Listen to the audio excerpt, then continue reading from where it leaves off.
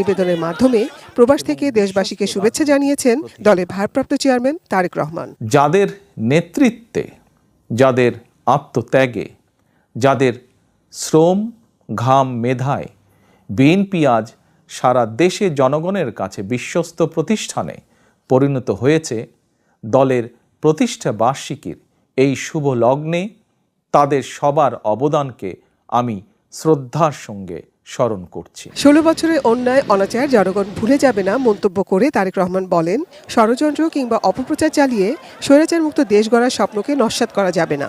দেশে যাতে স্বৈরতন্ত্র ফিরে না আসে তা নিশ্চিত করতে পরপর 2 মেয়াদে প্রধানমন্ত্রী না থাকার বিধান করতে হবে। শিয়া বাটার ও ভিটামিন ই সমৃদ্ধ lily glam beauty soap. Lily, always beautiful. 2 টার্মের বেশি কেউ প্রধানমন্ত্রীর দায়িত্ব পালন না করা, উচ্চ কক্ষ বিশিষ্ট আইনসভা প্রবর্তন,